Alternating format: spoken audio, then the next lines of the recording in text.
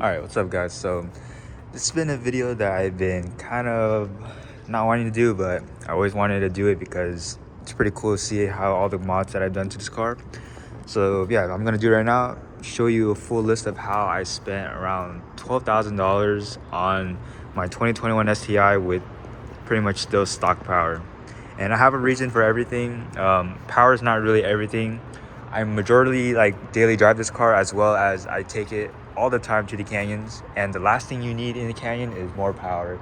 So usually you'll need like 200 to 400 horsepower. Anything more than that is overkill. Like, you're never going to overdrive the car, you'll never be able to exploit all the power. And mostly for me, it's about reliability and handling, which is pretty much all the mods that I did, and except for some cosmetic stuff that I recently just did. But yeah, I have my paper right here, a full long list of mods, and I believe these are in order, so hopefully that will make it in sequence to see how the modifications that I did. So all right, so the first thing I did to my car was a window tint, and I did 20% everywhere except for the front windshield. The front windshield is 75%. I did this because, you know, California, and also this was my first time. Everything I did on this car is my first time, so this is my first time getting tint. And I should have went with like 5% in the rear, just the rear windshield, but that's a bit too much. So I just went with 20% everywhere and 75% in the front, just so I could see. At night, it's a bit difficult to see, but at least it's not 5%. But yeah, sometimes I have to open my window at night just to see from my front window. So not bad. And the window tint that cost me, I got it at America's Tint. It was $550, so not bad for a window tint. The quality is really good, so there's no bubbles or anything. So that's compared to other shops that I've seen. So that's a pretty good one. And then the next one I did was a GETADOM cylinder 4 cooling mod. So Subaru EJ motors are pretty known for heating up pretty easily because of the cylinder 4, and this is due to the unequal length headers. And that mod cost me $79. So it's a pretty cheap mod to increase your reliability. Obviously, you have to drain your coolant and try to refill it again, so that's pretty annoying. So if you were to do this, try to wait for all the modifications that involve coolant, and then you could do that all at the same time. And then the next one is a REMARK Midpipe. That's the exhaust I have right now. You can't really see it, but I'll show you the exhaust tips. But the REMARK Midpipe was $460.75. And then I also had the REMARK Boso Edition Axleback. So this is the Axleback right here. It's a bit different from just a standard muffler delete. But yeah, I had the Midpipe is non-resonated, and this one is the Boso Edition. So that's what it looks like. The Boso Edition was $365.75, which is more than on the expensive side of a muffler delete. Muffler delete, you can get it for like what, $250 to $300. If you go to a muffler shop, they can easily do it for $100. So it just depends on the styling. This one has gaskets and bolts and everything, so which is pretty good. And for the exhaust, the install is pretty easy. And then for the next one is the IG version 3 Street Series oil air oil separator right there. So this one, it cost $419.99. This one was a bitch to install. You can see all the lines right there. That's routing, all the heat shields and everything. This one took me about 13 hours to install, which was pretty annoying. It literally took the entire day, which, if I'm honest with you, it's a good learning curve. But if you wanted to get it done without having the hassle, go to a shop, because you have to cut, you have to do all this shit. You have to take out the intercooler, which was a bitch. My first time taking off the intercooler, it was pretty annoying. So yeah, but once you get it, this is one of the main things you should get for any Subaru engine or any turbocharged engine as well. It's an air oil separator. I got this instead of a catch can, because catch cans you have to drain it out by yourself, which is pretty annoying.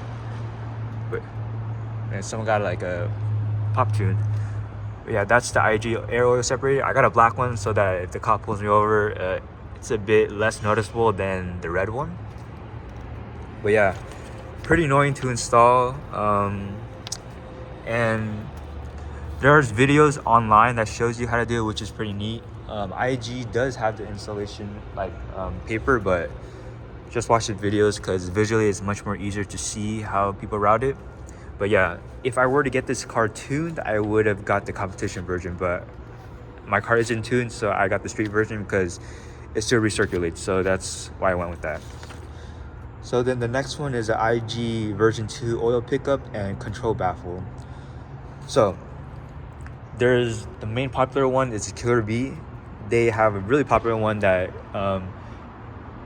with IG as well, it gets rid of the stock, the OEM oil pickup, which is prone to cracking and breaking, which they only have one support. Which, all right, so there was just a police that came up to the parking lot. I thought I was gonna get fucked if he sees all this mods, but it's okay.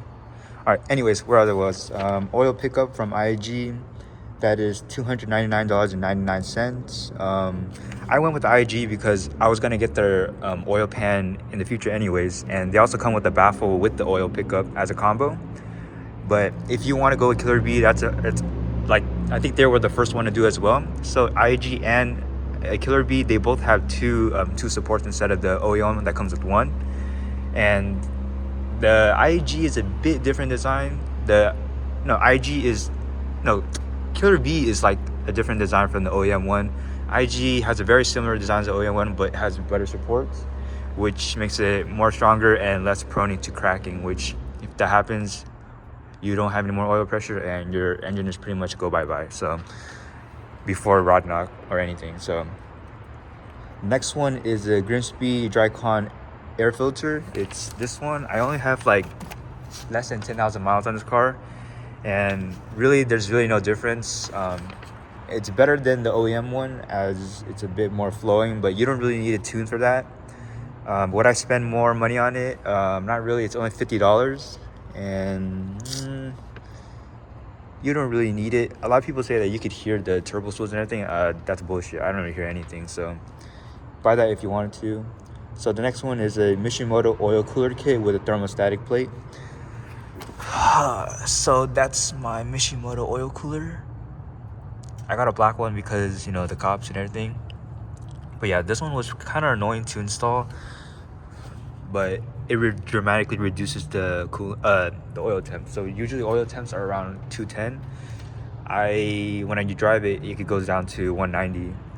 But it originally came with that 85 degrees Celsius thermostat, which is about 185 degrees Fahrenheit. When I went to the canyons, it cooled down the car way too much. So it cooled the oil down to like 170 degrees Fahrenheit. So I switched to their 200 degree thermostat, which increases the temperature as the thermostat rises. So the thermostat will only open to the cooler at around 200 degrees Fahrenheit, which right now it's just about 190 when it's cool, so it's okay. And that one costs $600.01. So it's a big purchase, but a lot of people say if I would recommend you, I wouldn't get it for a road car because you don't really need it, and the coolant is more than enough. So all right, so the next thing on the list is a coil aluminum racing radiator. It's this one right here.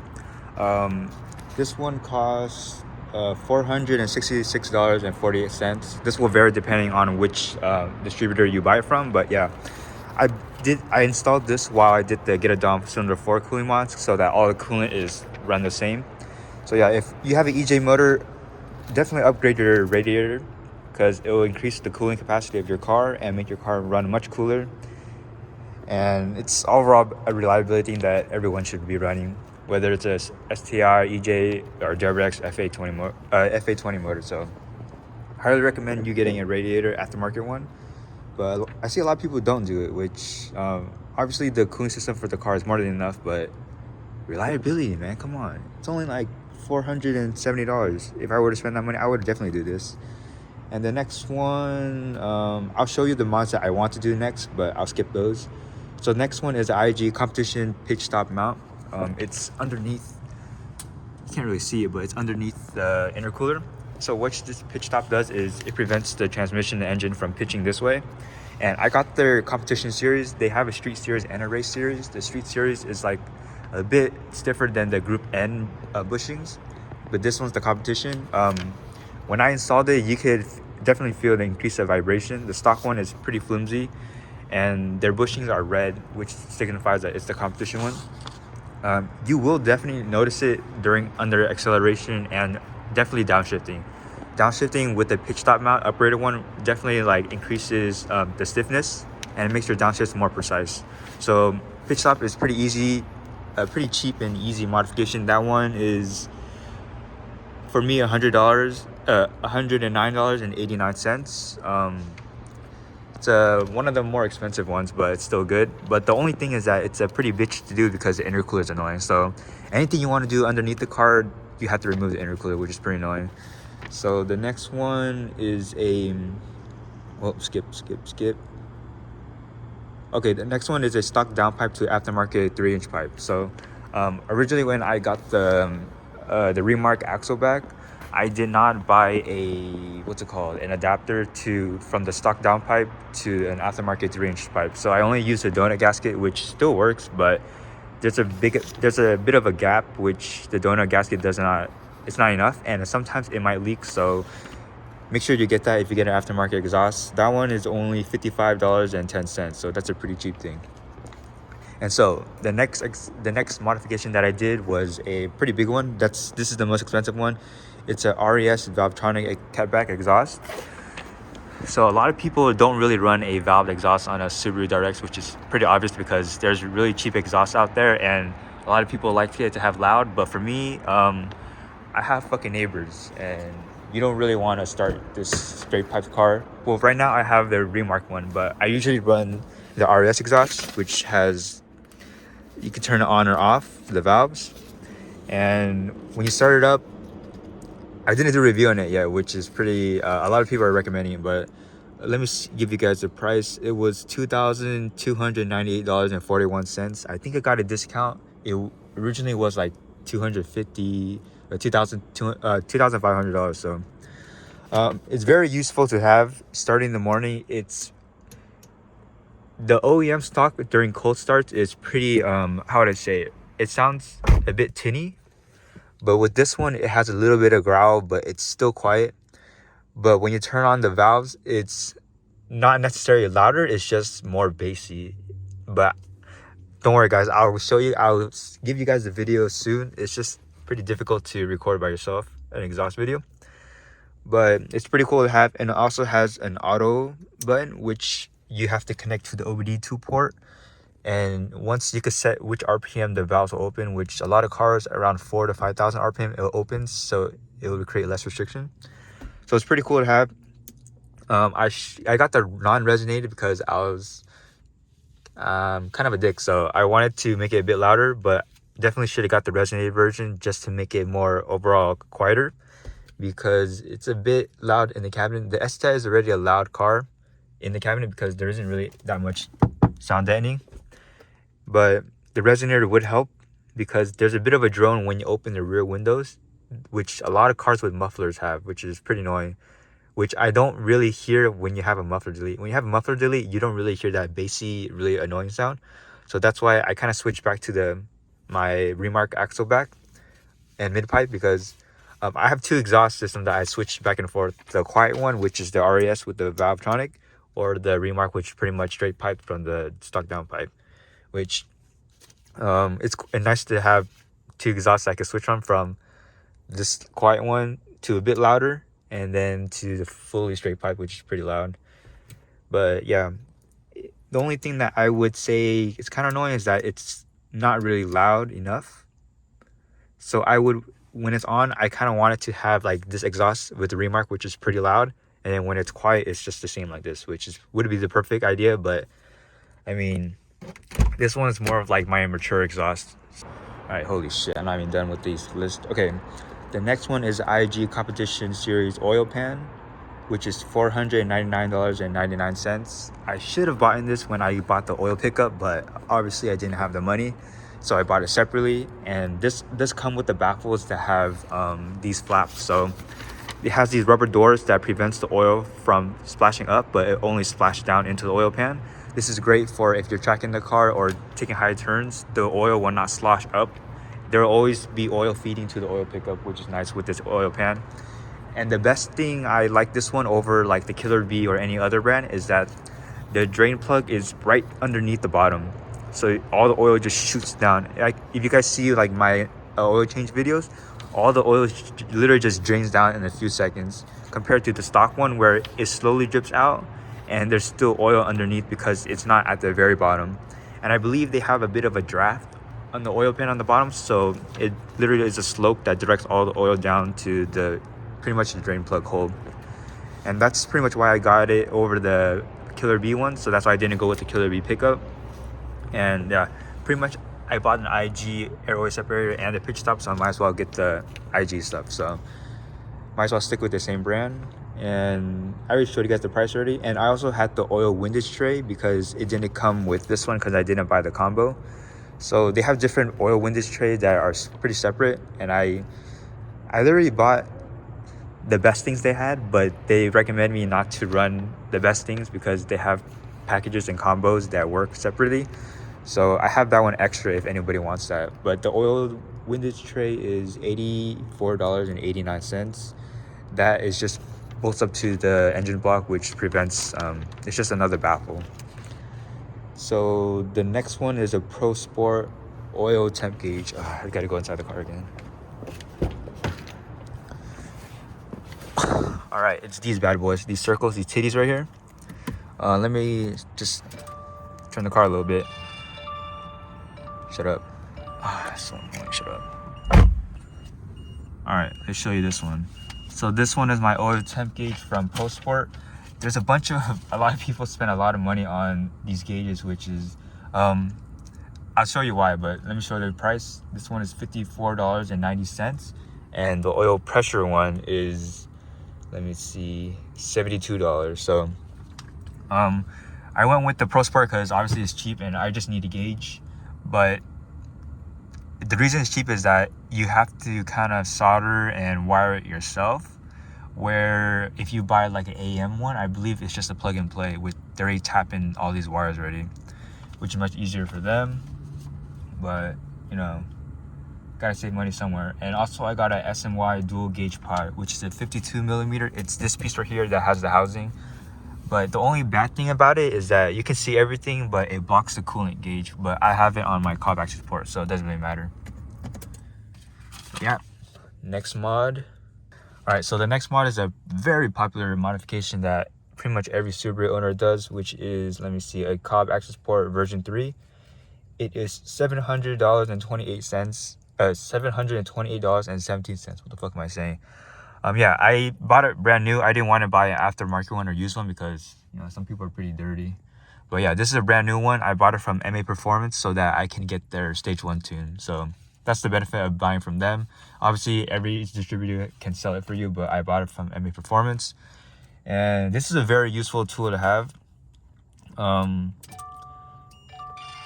It literally has everything you need except for an oil temp gauge because the STI doesn't come with one. I was so spoiled with having one right here on my Subaru WRX, the FA20 engine. But yeah, if the first thing you're gonna do, just get a Cobb Accessport so you can monitor everything. And it's pretty expensive. Usually people recommend you to buy a used one. If you're gonna spend the money to do it correct, buy a new one.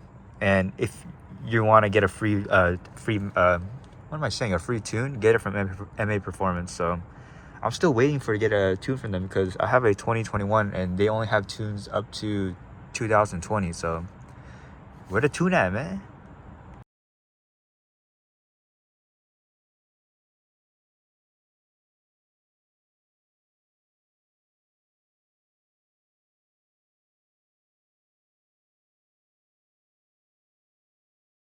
All right, so the next one I have is a Pro Sport oil gallery plug. I don't know if you can see it, but it's right there. This is where I run my oil pressure right here, and it's literally, you can't really see it, but it's down there. This one was $22.90, which is pretty cheap. It's just a plug where you can tap into the block because they use different size fittings, which I'm not sure, I forgot what the fitting was, but you can't really directly bolt their fitting onto the block. And then the next one is a Pro Sport remote oil pressure relocation. So I bought a line from them, which gets the oil pressure from somewhere here, but their oil line pretty much failed on me. So I literally bought let me see, do I have it here? I do not. So I bought just a fairly cheap line from Amazon, and this one works perfectly than the one from Pro Sport. So I recommend buying this line from Amazon and just do that. And this is the what's it called? Sorry, this is the sensor that runs the oil pressure. This is kind of a weird way to run it, but this is how I ran it, like this. This is for the oil pressure. And then I also have sorry, I'm really lost right now. Okay, so the IG oil pan comes with another bung that you can tap in a oil temp gauge, which is what I did for the Pro Sport one. So this is the oil pressure, and then I have another one into the oil pan of the IG oil pan, which all runs to the 2 gauges inside. And this pressure relocation line costs $64.20. Honestly, don't buy it, just buy the one from Amazon. I believe it's like $30 or $40, so you'll save much more money, and it won't really crack. Well, it could be a hit or miss, but mine cracked, so, and it leaked a shit ton of oil, so which I was pretty upset. But yeah, this is how I ran my lines, and it goes to one of these rubber something inside, and you just poke it inside the cabin. So the next one is a white line front and rear sway bar and end links. This one costs $466.60. It's a front and rear. It comes with the end links as well. These end links are adjustable, so I believe the fronts are 26 and the rears are either 22 or 24 millimeters. But yeah, it makes the car handle so much better.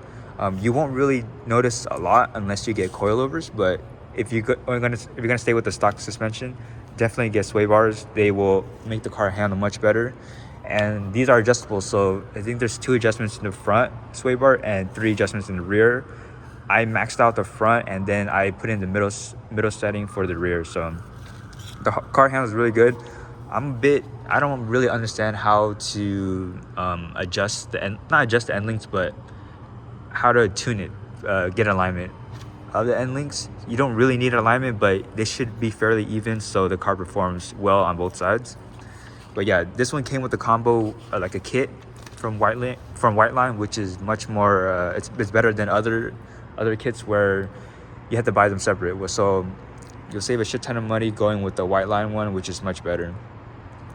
And so the next one is a Cusco front strut tower brace, which is $100, $166.20. It's this one right here.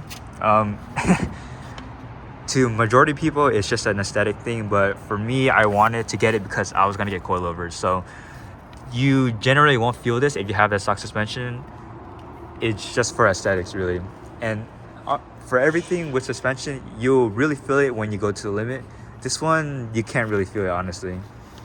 But it looks cool in the engine bay. Obviously, when you go on a track or push the car really hard, this will actually work. Just normal driving, you won't really feel any difference. All right, so the next thing is the rear Cusco rear cross brace, which is $249.42. This is a bit more expensive than the front strut tower brace. So Cusco has a rear strut tower brace which just connects from here to here, but I got the cross brace that connects up to and here. So if you're gonna do a cross brace, do not get the rear strut tower, just get the rear cross brace. It's much more better, and it has much more rigidity because it connects the entire trunk together. It's a bit annoying because you reduce your trunk space, but if you're gonna go all out, might as well go like this. And Cusco only comes with blue. I really don't like it, but I'm too cheap to get it powder coated. So, but yeah, later on I'm gonna cut the liner and everything, but only this piece fits right now. And yeah, you can't really use the mat that comes with the car because you have to trim it out again. But leaving this open, the sound inside the car is really just the same, so it doesn't really matter. All right, we are almost to the end of this fucking long list I have. Okay, so the next one is the IG competition engine mount. This one is $256.48, and I also got the IG competition transmission mount, which costs $242.99. So, engine mounts. So since I had the competition IG pitch mount, I was like, how come let's just get the competition engine mounts, because they got the same bushing, which is about, I think, a 95 durometer. And let me tell you, motherfuckers, it's kind of, if you're daily driving this, do not get the competition one. Get the street one, which is about 75 the durometer, which is like almost like a Group N one, because this shit will shake the car and it'd be pretty annoying. But my initial impressions in the beginning was that it shook the entire car. It looks like the car was gonna break down when you start moving. But once you get moving, everything's really pretty much normal. But oh my god, the first few days was pretty terrible because the car felt like it's gonna break.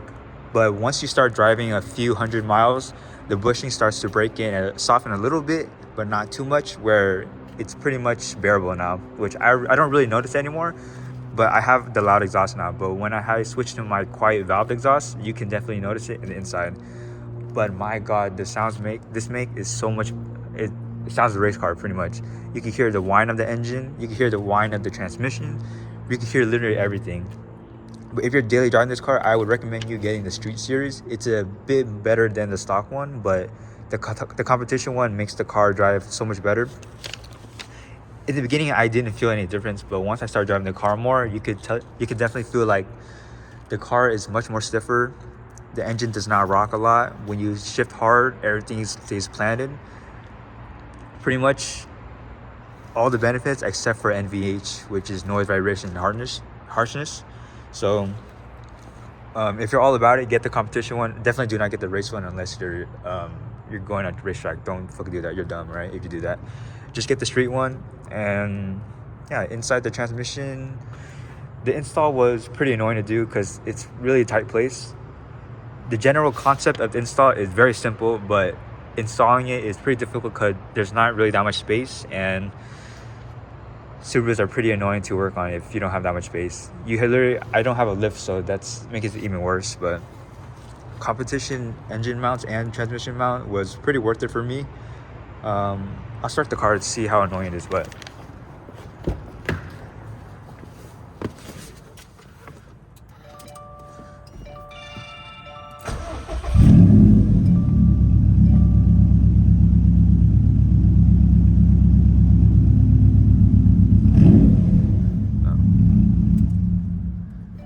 alright, that was failed, but didn't really show the engine shaking. But when you start moving, the engine shakes a lot. The entire cabin shakes, like it feels like it's gonna break, alright? But once you get used to it, this doesn't really matter because everything's bolted down to the engine. Alright, it's much quieter in here. So the next thing is a sharp dude, I cannot really talk today. It's cold, right? So that's why I'm kind of rushing this. It's a Cartboy short throw shifter. It's $164.20. So a lot of people said the STI one really makes no difference for a short throw shifter. So that's why I went with the Cartboy one. Because of the bushing, I did not upgrade the bushing yet. The shift lever is a bit angled more towards forward, but that kind of really annoying. But then you'll learn how to drive it.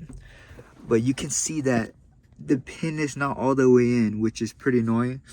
This install it looks so straightforward, but it's kind of a bitch to do. Look, I can't even get the pin all the way in. But yeah, this pin connects to the e-brake. So a lot of installs didn't really like tell people about this, but if you don't zip tie the e-brake line away from the drive shaft, it'll literally eat and make this stupid whining sound. It was so annoying. I thought that this thing was literally tapping like this, but it was literally hitting the drive shaft was hitting the e-brake line, and then it kind of just pretty much ate up the outside, the rubber side of the e-line until it hit to the wire, which luckily I only drove it for about a few hundred miles. I thought that it was just something in here that was tapping. I literally put a piece of tissue just to make sure that it didn't make that sound, but it still made that sound. So if you're installing a short throw shifter, make sure you zip tie the e-brake line away from the drive shaft. You have to go under the car to do it. You have to take out the exhaust heat shield and everything, but definitely do that or else you'll get this really annoying whine that's pretty annoying. And then the next one is a cardboard shifter bushings, which is $40. I haven't done it yet because a lot of people say that it's a pretty simple modification, but it takes a lot of time to do, which I have been trying to not do it because it looks pretty annoying to do. But it's just this bushing and down there, which a lot of people say that it makes it not, wouldn't say stiffer, but everything more like precise. And it does make the car have a transmission whine much more than the stock one because the bushing is much stiffer. Which I already installed the engine mounts with my quiet exhaust, so I didn't really want any more sound. So that's why I've been holding back that shifter bushing to do. But it's a really cheap mod for a bit of improvement, which is pretty good. And also this bushing for cardboard or any aftermarket one for the shifter. Oh my god, my throat is so dry.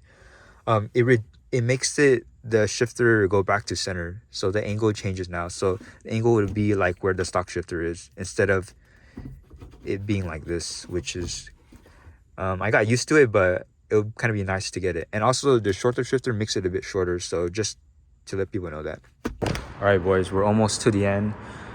My throat is so dry from talking like a lot, and it's hella cold outside. So the next one is a Faction Fab FL spec coilovers. These are $860. I could have got it cheaper from like Black Friday and stuff, but I've been holding back. But yeah, this is the coilover. This is their FL one, which can go all the way down to 4 inches. Their FR and their regular F series only go down to 2 inches. So I wanted to go 4 inches because I never had a lowered car, and god damn, it looks so good when it's lowered.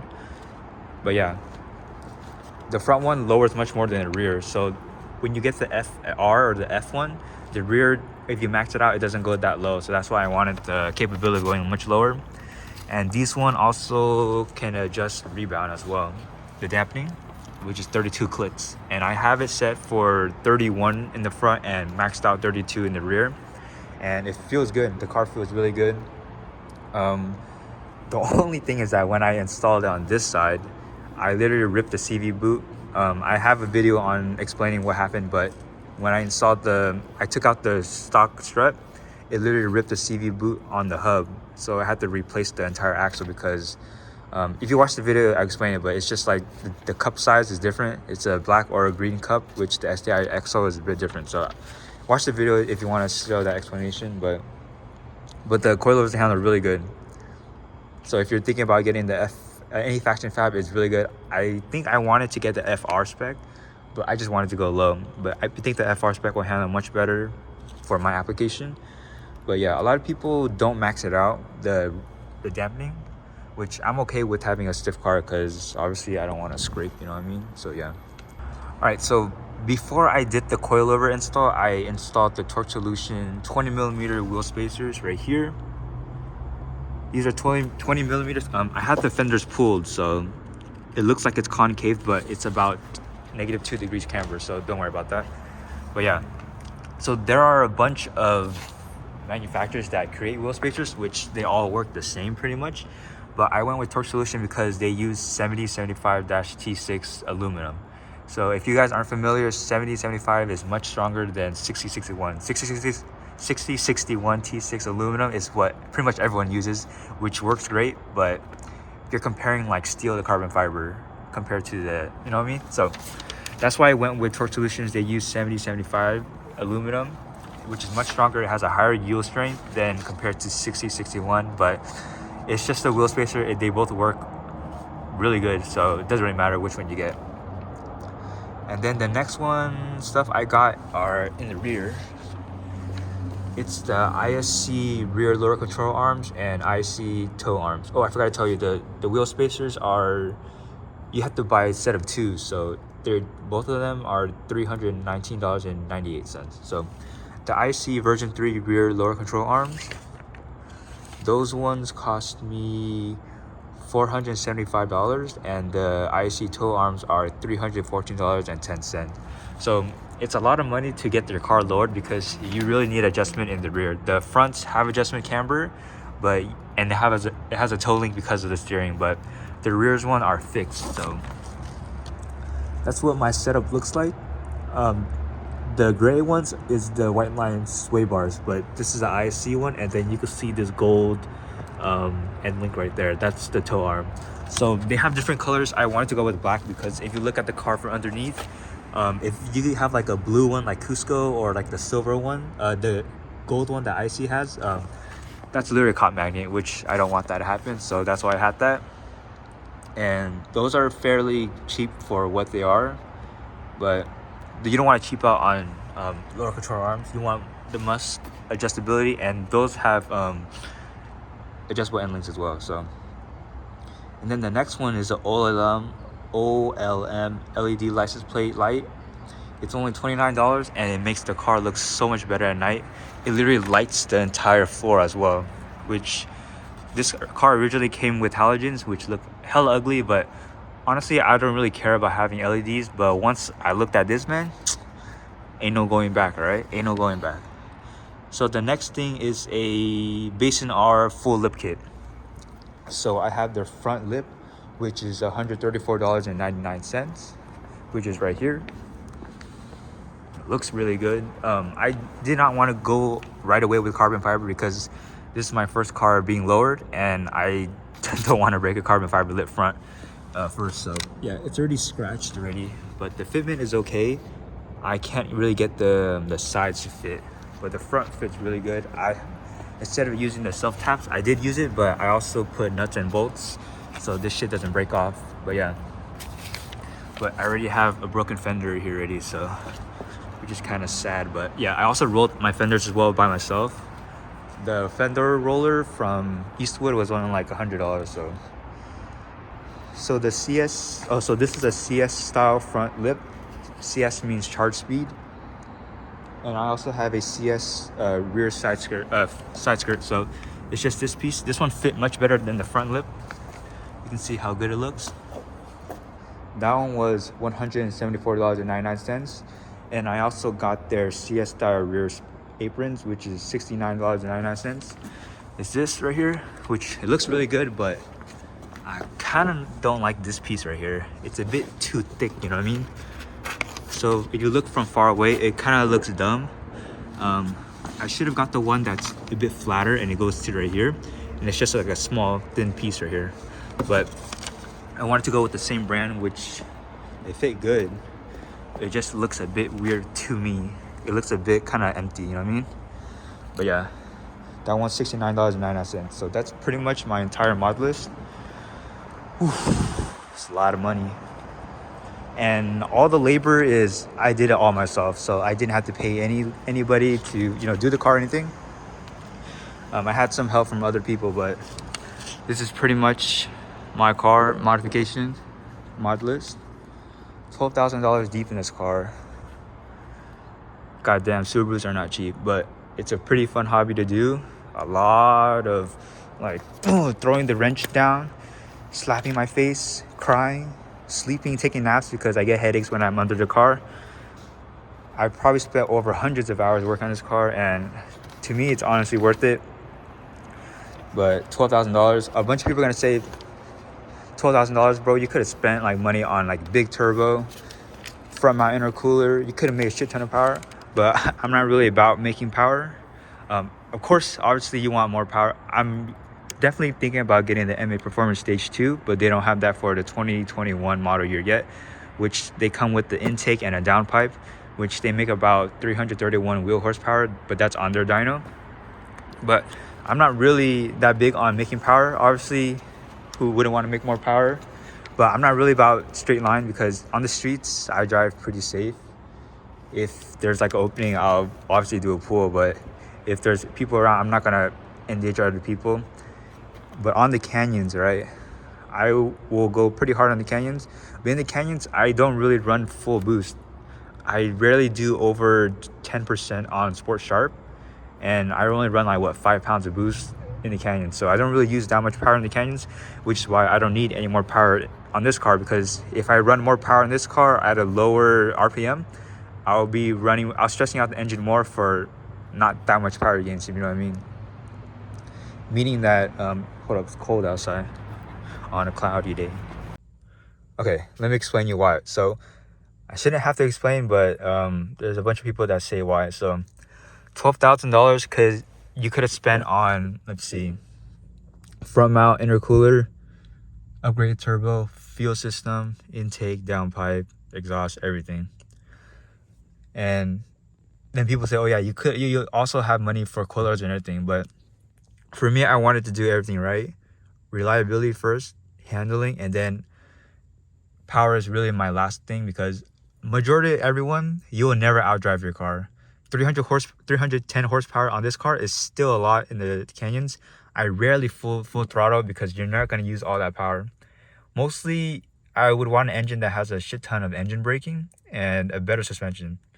So right now I'm really focusing on suspension, because reliability stuff, I pretty much have that down on this car already. And yeah, for me, sorry for that burp. For me, going straight is fun, but I really like going in the turns and everything, which mainly that focuses on suspension mods. Which, if you ever driven a car with double wishbone suspension, dude, that mechanical camber is so much good. But this one's already fixed at like 2 and 2 in the front. So, oh yeah, also I had an alignment which was $150. My alignment is, I zeroed out all the toe everywhere, and the front camber, the front caster is about 6 degrees, and then every camber, the front and the rear, is 2 degrees, which I'm still playing at the idea, because I've been searching up on forums to see what people do for alignments, but not really people have it on this chassis, or they show it or they share their specs. So, but yeah, $12,000 deep in. Do I regret it? Yeah, that could have made a lot of money for the car payments, but that's another video. But I'm pretty happy with this car right now. Next thing is more suspension stuff, but I obviously want to get the stage 2 kit from MB Performance. It would be nice to have a bit more power. Oh yeah, I forgot to explain.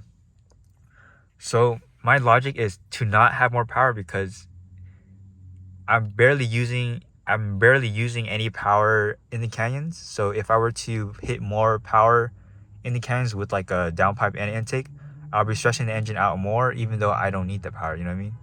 So if I'm only using 100 horsepower, but then I get the tune and I'm running 125, which I don't really need, then just makes it, I'm kind of rambling, but yeah. Alright, so I hope you guys enjoyed this video. Hopefully I helped anyone that wanted to modify their cars. All the parts that I did was in sequence, which each had their own purpose. But yeah, this is not a cheap hobby, right? Every time you buy a car part, you're like, yeah, I'm good, I'm not gonna spend any more. Bullshit, you're gonna spend much more money, and every time you want more. I'm not joking out, but you want more parts. But man, it's pretty fun. This is pretty depressing as well, looking at your bank account. There's no more money, but all the memes about car parts and money, so fucking true. But it's all worth it. I'm pretty happy. But yeah, thank you guys so much for watching, and I hope you're driving a dream car, because this was a dream car of mine and I finally got it this year. So thank you guys so much, and thank you guys for supporting the page. It means a lot to me. So, and you guys think that's just multiple people, which is just me, but that's pretty cool to see. But yeah, thank you guys so much for your support, and peace out.